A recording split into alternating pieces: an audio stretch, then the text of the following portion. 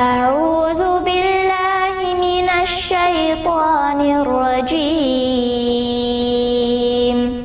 بسم الله الرحمن الرحيم۔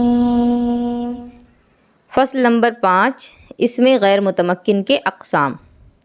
اس میں غیر متمکن یا مبنی کی 8 قسمیں ہیں، یعنی اس میں متمکن کہیں یا مبنی کہیں بات ایک ہی ہے۔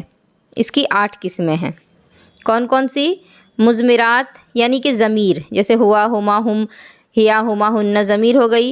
اسماء موصولہ جیسے اللذی، اللذان۔ اسماء اشارہ جیسے ھذا، ھذہ۔ اسماء افعال جیسے ھیھاتہ، رویدہ۔ اسماء اصوات، یہ آگے پڑھیں گے، ابھی آپ نہیں پڑھی ہیں۔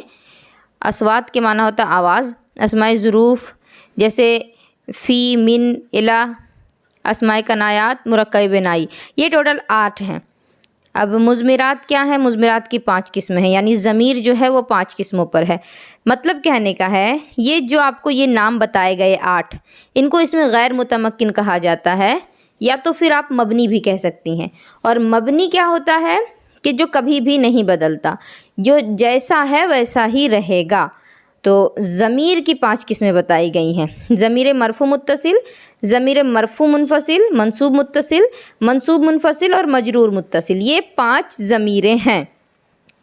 اب ان میں صیغے جو ہے وہ 14 ہوں گے، جس طرح سے گردان 14 ہوتے ہیں نا، اسی طرح ضمیر بھی 14 ہوگی، کیونکہ دیکھیے جو ضمیر ہے وہ کسی کام کرنے والے کے بدلے میں آتا ہے، اسم کے بدلے میں آتا ہے۔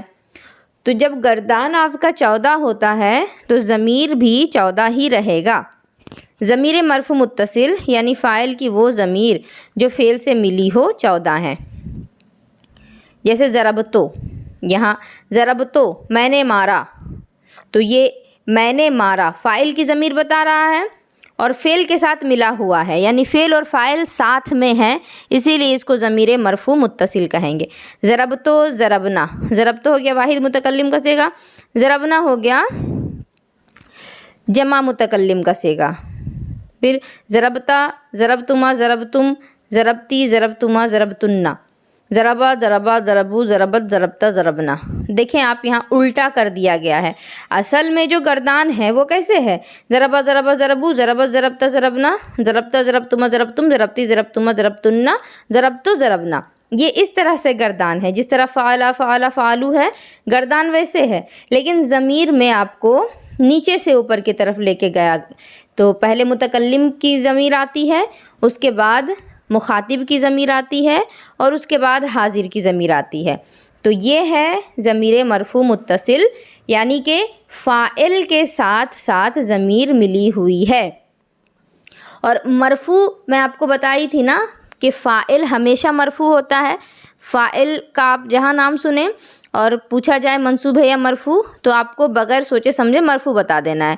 تو ضمیر مرفوع متصل کہنے کا مطلب یہ ہے کہ فعل کے ساتھ فاعل ہے، فعل کے ساتھ فاعل ہے۔ تو ضربتو میں نے مارا، ضربنا ہم نے مارا، سب میں فعل کے ساتھ فاعل ہے، تو یہ ہو گیا مرفوع متصل۔ اگلا ہے ضمیر مرفوع منفصل۔ یہاں کیا ہے کہ فاعل کی وہ ضمیر جو فعل سے جدا ہو، یعنی ضمیر ہے صرف اور یہاں فعل نہیں ہے۔ تو انا، نحنو، انتا، انتما، انتم، انتی، انتما، انتن، ہوا، ہما، ہم، ہیا، ہما، ہن۔ اب یہاں آپ کوئی فعل نہیں دیکھیں گی، یہاں صرف اور صرف ضمیر ہے، اسی لیے اس کو منفصل کہا گیا۔ یہ متصل تھا کیونکہ فعل کے ساتھ تھا، اور یہ صرف ضمیر ہے بغیر فعل کے، اسی لیے اس کو منفصل کہا گیا۔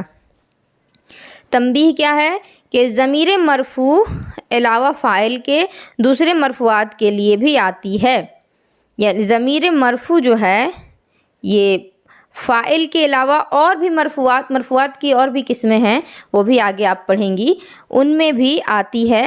یہاں آسانی کے لیے صرف فاعل کا ذکر کیا گیا ہے۔ ضمیر منصوب متصل، مفعول کی وہ ضمیر جو فعل سے ملی ہو۔ اب یہاں مفعول ہے، یہاں بھی ایک بات یاد رکھنے کی ہے، میں یہ بھی بتائی تھی کہ مفعول ہمیشہ منصوب ہوتا ہے۔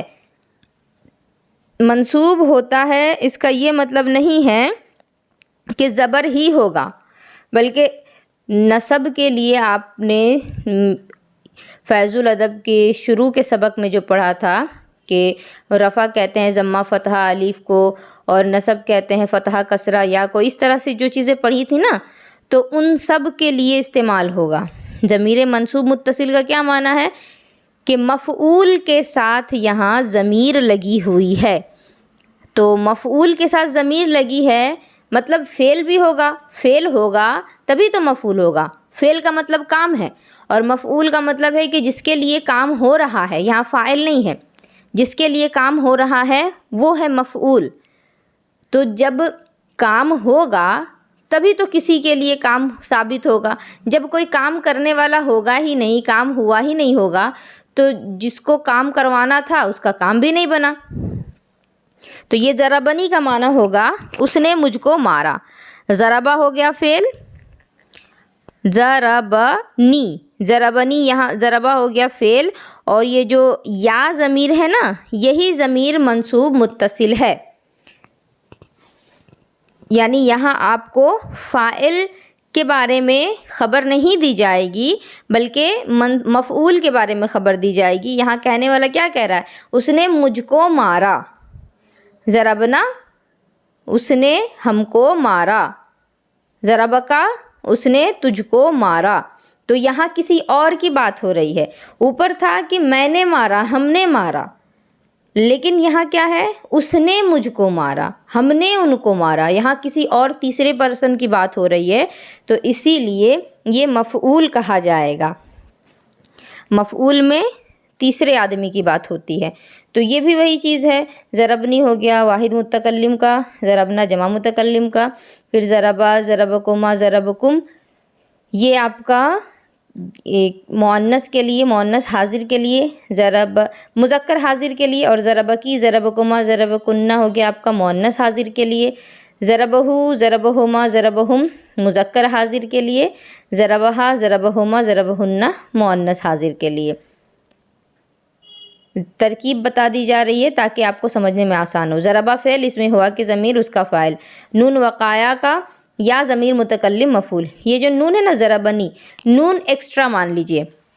ضربہ فعل ہے، اس میں ہوا کہ ضمیر تو ویسے ہی ہو جائے گی، ضربہ کا مطلب ہے کہ اس نے مارا، تو اس نے مارا، ایک تو مارا کام ہو گیا، اور ایک اس نے جو ہے تو اس نے کو ہی ہوا کہا جا رہا ہے، کیونکہ کوئی مارنے والا ہے اسی کی طرف اشارہ کیا جا رہا ہے۔ تو ضربہ ہو گیا فعل، اس میں ہوا کی ضمیر جو ہے یہ تو چھپی ہوئی ہے، یہ دکھ نہیں رہی ہے، لیکن پھر بھی آپ کو ماننا ہے کہ یہاں ہوا بھی ہے، یہاں فعل اور فاعل دونوں ہیں، اور فعل اور فاعل کے بعد اب یہاں ضمیر جو یا کی بچ گئی ہے، یہ ضمیر متکلم ہوگی مفعول کی۔ فعل اپنے فاعل اور مفعول بہ سے مل کر جملہ فعلیہ خبریہ ہوا، کیونکہ جب کہا جا رہا ہے کہ اس نے مجھ کو مارا تو کام بھی ہے، کام کرنے والا بھی ہے، اور جس کے لیے کام ہوا یعنی جس کو مار پڑی وہ بھی ہے۔ کوئی مار کھایا ہے تبھی تو بتا رہا نا کہ مجھ کو مارا گیا ہے۔ تو یہ تینوں جب رہیں گے تو منصوب ہوگا، اور منصوب ہوگا تو آپ کو بس اتنا دھیان رکھنا ہے کہ مفعول کہیں نہ کہیں ضرور ہے تبھی منصوب آیا، اور اگر مرفوع کی بات ہوگی صرف تو سمجھ جائیں گی کہ صرف فاعل کی بات ہو رہی ہے، مفعول یہاں موجود نہیں ہے۔ تو فی الحال اتنا ہی یاد کر لیں آپ لوگ، باقی کی ضمیر جو ہے وہ انشاءاللہ اگلے دن ہو جائے گی۔ ضمیر ویسے مشکل نہیں ہے زیادہ، کیونکہ آپ لوگ صیغہ پڑھ چکی ہیں، گردان پڑھ چکی ہیں، تو ضمیر کمپلیٹ ہونے کے بعد پھر جو آگے اور قسمیں بتائی گئی ہیں، اسماء موصولہ، اسماء اشارات، ان میں سے بھی 2-3 پڑھانے کی کوشش کروں گی۔ اللہ رب العزت آپ سبھی کے لیے آسانیاں فراہم کرے۔